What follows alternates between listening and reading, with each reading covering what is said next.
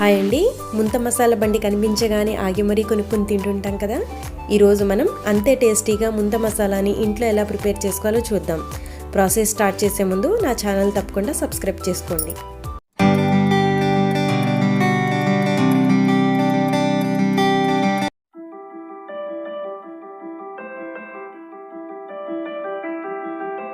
ముందుగా పల్లీలను రోస్ట్ చేసుకుందాం.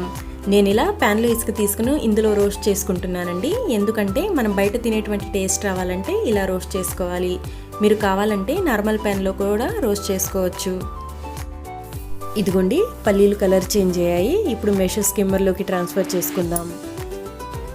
ఇవి చల్లారాక పొట్టు తీసి ఒక బౌల్లోకి ట్రాన్స్ఫర్ చేసుకొని పక్కన పెట్టుకోవాలి. ఇప్పుడు ఇంకొక ప్యాన్ పెట్టుకొని ఆయిల్ వేసి హీట్ అయ్యాక కార్న్ఫ్లేక్స్ని ఫ్రై చేసుకుందాం. మీరు కావాలంటే రెడీమేడ్ కార్న్ఫ్లేక్స్ మార్కెట్లో అవైలబుల్లో ఉంటాయండి, అవి కూడా యూజ్ చేసుకోవచ్చు. ఇదిగోండి, ఇవి ఫ్రై అయ్యాయి. వీటిని స్ట్రెయిన్ చేసుకుని ఒక బౌల్లోకి ట్రాన్స్ఫర్ చేసుకుందాం. ఇక్కడ అన్నీ రెడీగా ఉన్నాయండి. మన ముంత మసాలాకి కావాల్సిన ఇంగ్రీడియంట్స్ ఏందో ఒకసారి చూసేద్దాం. కట్ చేసుకున్న ఆనియన్, టొమాటో, పచ్చిమిర్చి, ఫ్రై చేసుకున్న కార్న్ఫ్లేక్స్, పల్లీలు, పుట్నాలు, గార్నిష్ కోసం పూస, కొత్తిమీర, చాట్ మసాలా, మరమరాలు, కారం, ఉప్పు. ఇక్కడ ఒక ఇంపార్టెంట్ నోట్ చెప్పాలండి. ఫ్యామిలీ మెంబర్స్ అందరూ అవైలబుల్లో ఉన్నారు అంటే వీటన్నిటిని ఒకేసారి మిక్స్ చేసుకొని ఇమీడియట్గా సర్వ్ చేసుకోండి. అలా కాకుండా ఇండివిజువల్గా సర్వ్ చేసుకోవాలనుకున్నప్పుడు ఈ ప్రాసెస్ ఫాలో అవ్వండి. ఫస్ట్ ఇక్కడ డ్రై ఐటమ్స్ అన్నీ ఒక బౌల్లో మిక్స్ చేసుకుందాం. ఈ మరమరాలలో కార్న్ఫ్లేక్స్, రోస్ట్ చేసుకున్న పల్లీలు, పుట్నాలు కూడా వేసి ఇవన్నీ మిక్స్ చేసుకొని పక్కన పెట్టుకోవాలి.